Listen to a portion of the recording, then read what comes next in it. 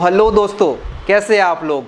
अब स्टडी हुई आसान जब नॉलेज मिलेगा फार्मा का, जो आपको बनाएगा एक परफेक्ट फार्मासिस्ट। शिक्षा है सभी के लिए और फार्मा है सबके लाइफ के लिए। जय सेवा जय शिक्षा। तो हेलो डियर स्टूडेंट्स, कैसे हैं आप लोग। मेरा नाम है दीपक और आज हम एक बेसिक चीज़ के बारे में बात करेंगे और एक बेसिक सब्जेक्ट को स्टार्ट करेंगे, ठीक है, जो बहुत इम्पोर्टेंट है। जब आप फार्मा के करियर में आप अपने शुरुआत करने जा रहे हैं तो उस करियर की शुरुआत के लिए एक स्पेसिफिक सब्जेक्ट आपको सिखाया जाता है, फार्मास्यूटिकल इनऑर्गेनिक केमिस्ट्री, ठीक है। तो इस इनऑर्गेनिक केमिस्ट्री के बारे में जो भी टॉपिक्स है, जो भी चीज़ें हैं जो आपके सिलेबस में रहेगी, वो हम आज से चालू कर रहे हैं। और इनऑर्गेनिक केमिस्ट्री के बारे में समझते हुए इसका फार्मास्यूटिकल इंडस्ट्री में क्या यूज़ है, इसके बारे में भी हम जानेंगे, ठीक है। तो आपके सिलेबस में जिस हिसाब से मेंशन्ड है कि आपको किस वे में पढ़ना है, किस तरह से पढ़ना है, तो उस वे से ही हम पढ़ेंगे। बट इतना है कि मैंने उन चीज़ों को कुछ रेक्टिफाई किया है अपने एक्सपीरियंस के हिसाब से, और उन रेक्टिफाइड चीज़ों से जब आप उस वे से पढ़ोगे ना, तब आपको चीज़ें समझने में आसानी जाएगी। तो सबसे पहले जो मैं टॉपिक चालू कर रहा हूँ आज radio pharmaceuticals and it's contrast media के बारे में हम बात करेंगे, ठीक है। ये वैसे तो लास्ट यूनिट हमेशा होता है, आप जब भी सिलेबस देखेंगे तो रेडियो फार्मास्यूटिकल्स आपको लास्ट में ही दिखेगा, बट ये इंपॉर्टेंट है बहुत ज़्यादा, ठीक है। तो एज अ रेडियो फार्मास्यूटिकल्स के बारे में हम पढ़ेंगे। एज अ फार्मासिस्ट आपको जानना जरूरी है कि रेडियो फार्मास्यूटिकल्स का मतलब क्या है। रेडियो मतलब रेडियो एक्टिव मटेरियल, ठीक है, रेडियो एक्टिव, जैसे यूरेनियम हो गया, थोरियम हो गया, प्लूटोनियम हो गया, ठीक है। प्लूटोनियम, ये रेडियो एक्टिव जो आपके मेटल्स हो, रेडियो एक्टिव मेटल्स हो गए, जिनका यूज़ अपन फार्मास्यूटिकल इंडस्ट्री में कैंसर थेरेपी में करते हैं। कैंसर एक्सपोजर थेरेपी होती है एक तरह से, ठीक है, जो कैंसर सेल को मारने के काम आती है। तो उसमें हम रेडियो एक्टिव मटेरियल्स का यूज़ करते हैं। और रेडियो फार्मास्यूटिकल्स क्या है, तो जो फार्मास्यूटिकल्स प्रिपरेशंस होती है अपनी, फार्मास्यूटिकल प्रिपरेशंस, जिसके हेल्प से हम किसी भी पेशेंट को ट्रीट करते हैं। तो जो प्रिपरेशंस में हम रेडियो एक्टिव मटेरियल्स का यूज़ करते हैं, उन्हें हम रेडियो फार्मास्यूटिकल्स कैटेगरी के अंदर रखेंगे, ठीक है। सबसे पहली बात क्या समझ में आया, रेडियो फार्मास्यूटिकल्स का मतलब समझ में आया, ठीक है, कि वो फार्मास्यूटिकल डोजेज फॉर्म या वो फार्मास्यूटिकल प्रिपरेशंस जिनमें रेडियो एक्टिव मटेरियल्स का यूज़ करेंगे, उन्हें हम रेडियो फार्मास्यूटिकल्स के अंदर में रखेंगे, ठीक है। तो अब जानो कि भाई रेडियो एक्टिव फार्मास्यूटिकल्स की क्या यूसेज है। अब भाई यूसेज तो बहुत सारे हैं, पर सबसे पहले आता है कैंसर एक्सपोजर थेरेपी, ठीक है, कैंसर एक्सपोजर थेरेपी। फिर आता है कौन सा, ट्रेसर टेक्निक, ट्रेसर टेक्निक। अब ट्रेसर टेक्निक क्या है, अगर अपनी बॉडी में कोई भी अगर आपने समझा होगा कि कोई भी रिएक्शन अपनी बॉडी में हो रही है, तो उस रिएक्शन को कैसे डिटरमाइन करेंगे, कैसे ट्रेस करेंगे कि किस तरह से वो रिएक्शन हो रही है या किस तरह से वो पाथवेज को फॉलो कर रही है। उन पाथवेज को बताने के लिए जिस टेक्निक को यूज़ करते हैं उसे ट्रेसर टेक्निक कहते हैं, ठीक है। बायोकेमिकल पाथवेज को ट्रेस करने में, बायोकेमिकल पाथवेज या बायोकेमिकल रिएक्शंस इनको अपन ट्रेस करने में इनका यूज़ करेंगे, ठीक है। तो ये इसके यूसेज हो गए जो मैंने अभी बताया। इसके अलावा भी यूसेजेस है, बट अभी के लिए इतना स्पेसिफिक जान लो कि ये दो मेजर है ना, ये दो चीज़ें मेजर है। अब सबसे पहले बात करें रेडियो एक्टिविटी। रेडियो एक्टिविटी किसी भी कंपाउंड में या किसी भी मॉलिक्यूल में कब आती है, तो रेडियो एक्टिविटी के लिए एक स्पेसिफिक चीज़ जिम्मेदार होता है, उसका एटम, समझे? अगर एटम में इलेक्ट्रॉन्स की संख्या या उसमें एनर्जी ज़्यादा हो तब उसमें रेडियो एक्टिविटी होगी। जैसे बात करें एटम की, अगर हम बात करें एटम, सबसे पहले आता है एटम, एटॉमिक लेवल पे जाते हैं, फिर मॉलिक्यूलर लेवल पे जाते हैं, फिर कंपाउंड लेवल पे जाते हैं। ठीक है, सबसे पहले एटॉमिक लेवल पे आते हैं, फिर मॉलिक्यूलर लेवल पे जाते हैं, फिर कंपाउंड पे आते हैं, है ना। तो सबसे पहले आप एक चीज़ जानो कि जो भी एटम होता है, एटम में क्या क्या चीज़ें प्रेजेंट होती है। सबसे पहले एक न्यूक्लियस प्रेजेंट होता है सर, फिर न्यूक्लियस प्रेजेंट होने के साथ साथ न्यूक्लियस में दो चीज़ें प्रेजेंट होती है जिनको बोलते हैं हम न्यूट्रॉन और प्रोटॉन, है ना।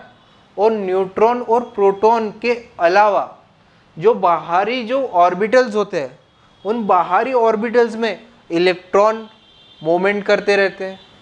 अब इलेक्ट्रॉन मूवमेंट करते रहते हैं, ठीक है, इलेक्ट्रॉन मूवमेंट कर रहे हैं,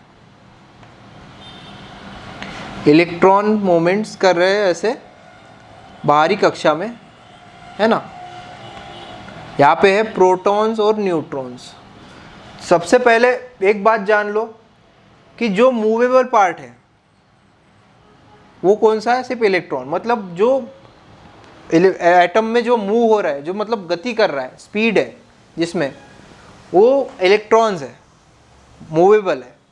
बट जो प्रोटॉन और न्यूट्रॉन है वो स्टेबल है। मतलब स्टेबल का मतलब ये नहीं, मतलब वो स्टेशनरी है, मतलब एक जगह पे है। और इलेक्ट्रॉन जो है, जो वो गति कर रहा है, मतलब एक स्पेसिफिक रोटेशन और एक स्पेसिफिक स्पीड से ऑर्बिटल्स में मूवमेंट कर रहा है। ठीक है, ये जान लो। तो एटम्स में सबसे पहले क्या होता है, इनको जब हम एटम्स के बारे में जब स्टडी करते हैं, सबसे पहली बात आती है भाई प्रोटॉन्स की, प्रोटॉन्स। फिर बात आती है भाई इलेक्ट्रॉन्स, ठीक है, इलेक्ट्रॉन्स की बात आती है। फिर अब बात आती है न्यूट्रॉन्स, ठीक है। अब सबसे पहले जान लो प्रोटॉन क्या है। प्रोटॉन पे होता है पॉजिटिव चार्ज, इलेक्ट्रॉन पे होता है नेगेटिव चार्ज, और न्यूट्रॉन पे कोई चार्ज ही नहीं होता, ज़ीरो चार्ज। ठीक है, ये मैंने बता दिया। सबसे पहले प्रोटॉन, इलेक्ट्रॉन और न्यूट्रॉन होता है। प्रोटॉन पे पॉजिटिव चार्ज होगा, इलेक्ट्रॉन पे नेगेटिव चार्ज होगा, न्यूट्रॉन पे चार्ज ही नहीं होगा। ठीक है, तो ये मैंने इसलिए बता दिया ताकि ये चीज़ें एक दूसरे को काउंटर बैलेंस करती है।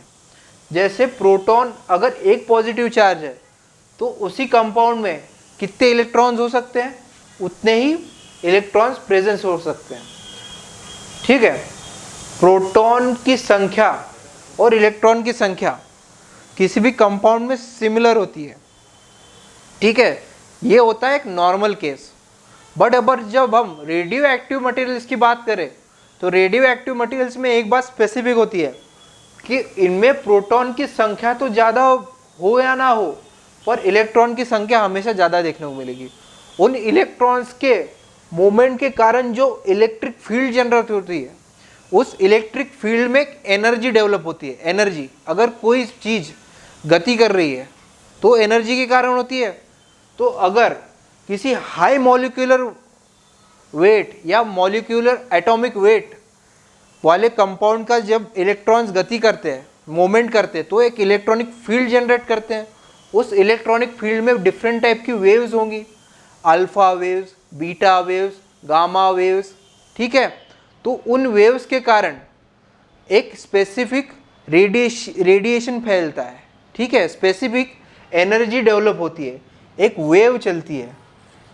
ठीक है, इन इलेक्ट्रॉन्स की एनर्जी के कारण एक वेव चलती है और इन वेव्स को ही रेडियो एक्टिव वेव्स कहते हैं। ठीक है, अब आपको समझ में आ गया होगा कि इलेक्ट्रॉन्स और प्रोटॉन्स का क्या रोल है एज अ रेडियो एक्टिविटी।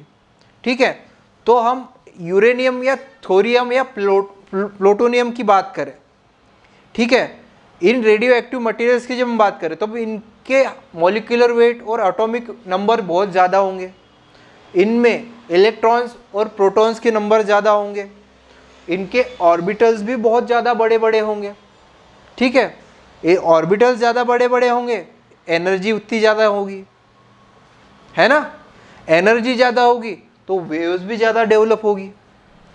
इसलिए ये जो यूरेनियम, थोरियम और प्लूटोनियम है, ठीक है, प्लूटोनियम जैसे, ये अपने आप की वेव्स, अपनी खुद की वेव्स को संभाल नहीं पाते, रेडियो एक्टिविटी को संभाल नहीं पाते, एनर्जी को संभाल नहीं पाते, तो ये एनर्जी को एमिट करते हुए चलते हैं। एनर्जी को ऐसे एमिट करेगा तो उसको बोलेंगे हम रेडियो एक्टिविटी। ठीक है, उस स्पेसिफिक फिनोमिना को बोलेंगे हम रेडियो एक्टिविटी। ठीक है, अब मैंने आपको बताया प्रोटॉन के बारे में, इलेक्ट्रॉन के बारे में, न्यूट्रॉन के बारे में। इनके कारण रेडियो एक्टिविटी का अस्तित्व है। ठीक है,